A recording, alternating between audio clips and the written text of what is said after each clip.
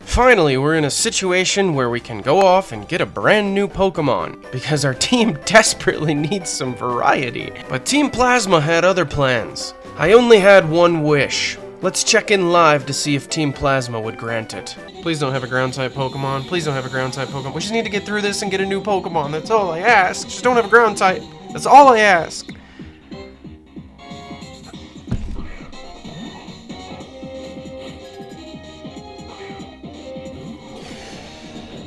I had one ask. I asked one thing. That's all I asked.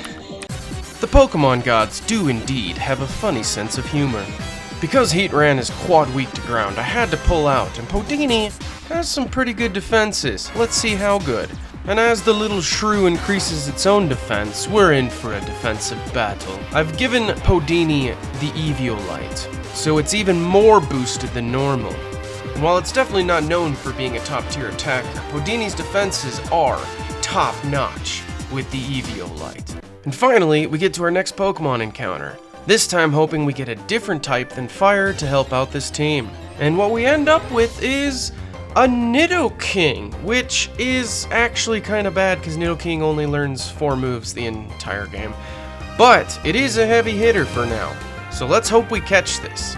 We get the Beastie into a good position to catch it, but he hits pretty hard as well on our Podini, who's supposed to have great defenses.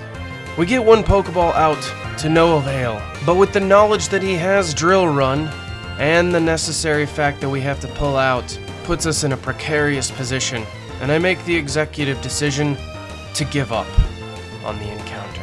So of course we have to do what everybody would do if they entered a construction site, and that's steal all the items lying on the ground. And luckily for us, we find another old Amber. That's two free Pokemon that we get in the next town. Like, what are the odds? And of course some construction worker just left his leftover lunch just lying around, so why not give that to Spice Girl so we can be invincible? So we run into Sharon again and we ruin his day again. I don't know why he keeps battling me. So we get another shot at another encounter. This time hoping it's gonna be pretty powerful. And what we run into is a Ledian. I mean, at least it should be easy to catch, right? So I whittle down its health, and I chuck a couple Pokeballs at it, and we have added a new member to our team that is not a fire type. It's a miracle. And it looks like our Ledini's got pretty even stats overall, slightly speedy. Mold Breaker's somewhat useful. And then I stumble wantonly into some cave where I run into a Graveler, which is pretty freaking sweet, not gonna lie, although starting with Ledian's a little dangerous. And this just turns out to be our encounter for the cave, so I bring in Podini because he's my best defender. I do a little bit of damage and decide, you know what, this is dangerous, let's just chuck a Pokeball. So I chucked a Pokeball, and it just kind of worked. So we got ourselves a Graveler. Unfortunately for us, our new Graveler has ridiculous attacks and no defenses. It is a literal glass cannon, so it's our first glass cannon of the game. That's a little bit problematic. So we're gonna have to use it obviously now, but it's gonna die at some point. So we finally make it into the next city, which is amazing because I have my 2 fossils, and we can bring our 2 fossils to this lady here in the archaeology shop, and we hand them into her, and we get a freaking Manaphy. That's another mythical. Like, we're getting so much luck here with some of these Pokemon that they're handing me on a silver platter. In my giddy joy, I handed her my other fossil expecting something awesome, and she came back and it happened to be just another Manaphy, which I guess all old Ambers are just the same Pokemon, but either way, 2 mythicals. I now have a backup in case my one Manaphy dies. I mean, this is pretty great. In terms of stats, apparently they both have different stats, but they both also have Sniper, so I mean, that's a pretty cool ability. The stats overall, even though they're different, are not that much different, and actually it's a special attacker either way, and it's got really good speed either way. So I mean, a speedy special attacker? Hell yeah, for a water type, that's actually an amazing Pokemon with Sniper, and I could turn that into an absolute beast given some time. So I wanted to squeeze one last encounter in before the gym. So we headed over to this grass patch over here, and we jump in, and let me just tell you, things are about to get wild as we go in live. Whatever route this is, encounter on the first step. There it is.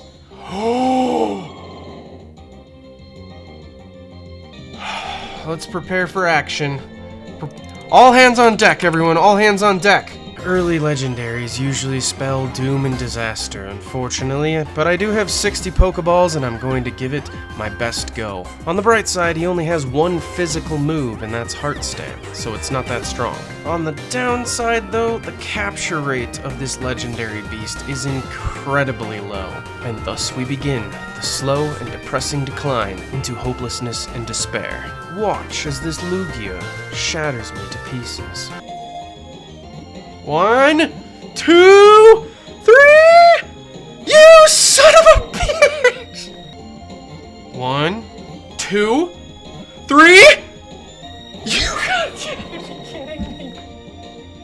You gotta be kidding me! You can't do this to me, man!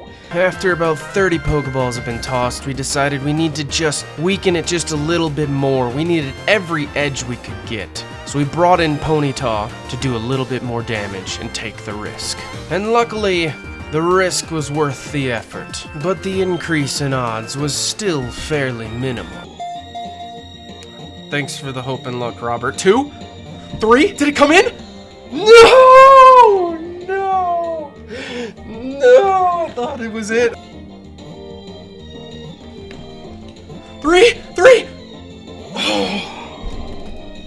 My heart was pounding, the stress was palpitating. I had to resort to unusual methods to try to entice the Lugia to enter the Pokeball. Mind power!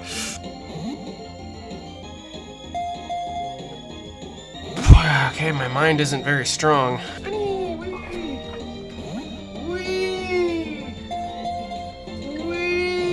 That was horrible. Oh my god, my dog just gets so mad. She's like, what are you doing? Stop spinning. I was beginning to slip into a madness, a delirium, if you will, where all hope was lost. There was nothing more that I could do to rectify the situation. With only 10 Pokeballs left, things seemed very bleak. But when everything seems doomed, sometimes there's a ray of hope. First, Jesus Christ. 2, 3!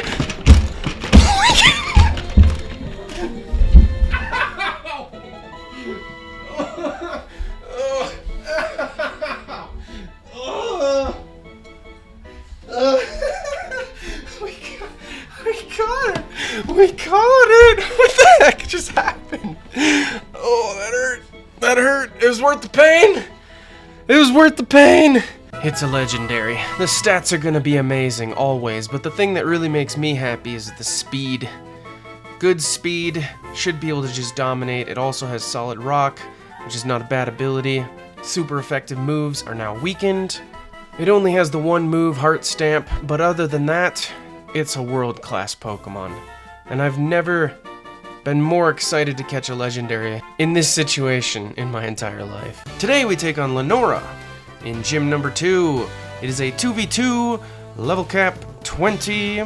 We're bringing in Podini as our tank and Ladini, our Ledian, because we're no longer using mythicals and legendaries in gyms. We get ourselves a lucky start by going up against a Farfetch'd off the rip.